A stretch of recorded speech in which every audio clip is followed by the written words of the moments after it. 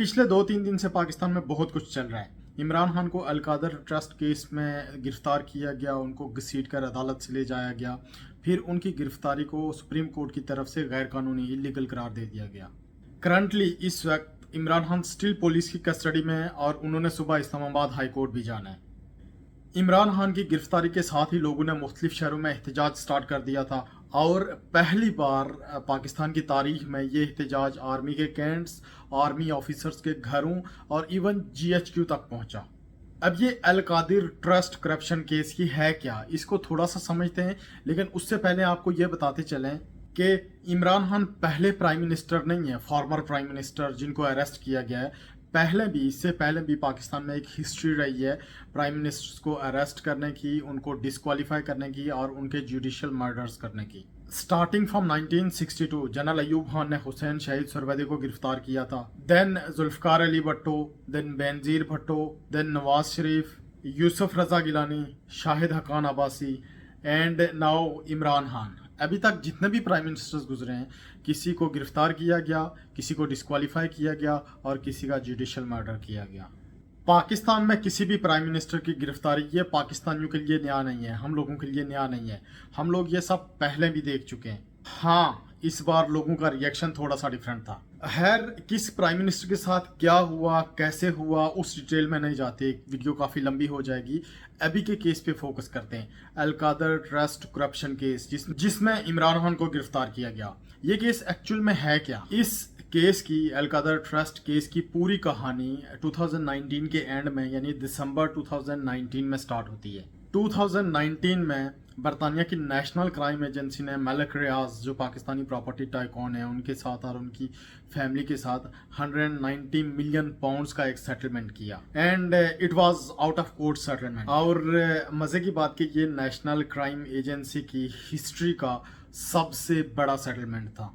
NCA का काम क्या है? NCA UK की एक नेशनल लॉ इन्फोर्समेंट एजेंसी है जो मनी लॉन्ड्रिंग की इन्वेस्टिगेशन करती है, चाहे वो किसी भी क्रिमिनल एक्टिविटी से, किसी भी मेथड से की गई हो, UK में या UK से बाहर। और अगर NCA बरतानिया से बाहर या UK से बाहर किसी की तहकीकात कर रहा है तो वो चोरीशुदा रकम या लॉन्डर्ड मनी उस स्टेट को वापस कर देता है या उस कंट्री को वापस कर देता है जहां से मनी लॉन्ड्रिंग की गई थी। अब पाकिस्तान के केस में भी ऐसा ही हुआ था। मलिक रियाज और उसकी फैमिली को NCA इन्वेस्टिगेट कर रही थी मनी लॉन्ड्रिंग या आप डर्टी मनी कह सकते हैं उन केसेस में।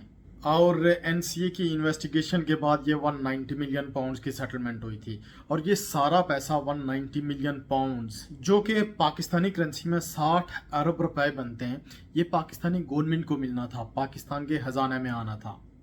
अब NCA ने तो अपना काम कर दिया था, उन्होंने मनी लॉन्ड्रिंग की इन्वेस्टिगेशन की, पाकिस्तान से लूट कर 190 मिलियन पाउंड्स या पाकिस्तानी करेंसी में 60 अरब रुपए, जो डिफरेंट मेथड से, डिफरेंट मनी लॉन्ड्रिंग के मेथड से बाहर बरतानिया में भेजे गए थे, वो रिकवर किए और पाकिस्तान की गवर्नमेंट के अकाउंट में उन्होंने वापस डिपॉजिट करवा दिए सेटलमेंट करके।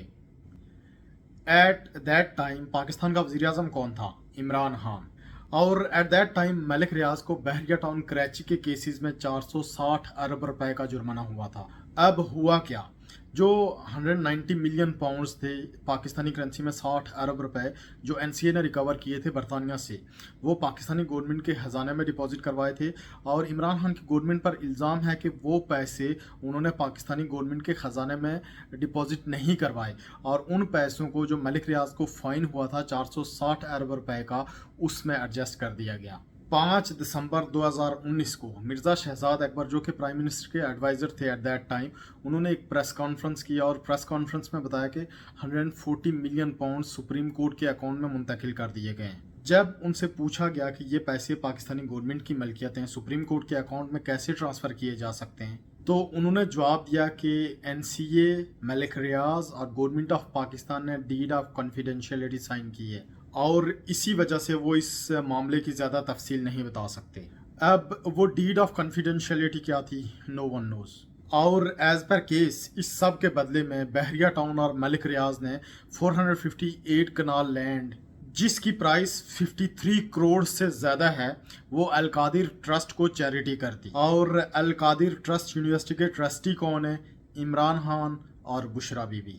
अब इतनी ज़्यादा ज़मीन और इतनी महंगी ज़मीन ऐसे ही चैरिटी में तो नहीं दी जाती। एंड ओब्वियसली एवरीवन नोज़ कि मलिक रियाज एक बिजनेसमैन है और पाकिस्तान का one of the richest business tycoon, और अगर उसने घाटे के सौदे करने होते तो वो इतना बड़ा बिजनेसमैन ना बनता। खैर, we are not passing any judgment, let the court decide. Al Qadir trust foundation 2018 में रजिस्टर्ड हुआ था। इसके फाउंडर इमरान खान है, इसके चेयरमैन इमरान खान है और इसके one of the trustee Imran Khan है। और इस केस में इमरान खान, बुशरा बीबी, जुल्फी बुखारी और बाबर अवान शामिल हैं। ये सारी डिटेल थी in simple and short words इस केस से रिलेटेड। मैं कोई जजमेंट पास नहीं कर रहा and I will advise you not to pass any judgment as well till ये केस क्लियर नहीं हो जाता और अदालत की तरफ से कोई डिसीजन हो नहीं जाता। और इस केस से रिलेटेड डिटेल में यही इंफॉर्मेशन अभी तक अवेलेबल है। खैर, केसेस तो चलते रहेंगे। प्राइम मिनिस्टर्स की गिरफ्तारियां पहले भी होती रही हैं, अब भी हो रही हैं और आगे भी होती रहेंगी।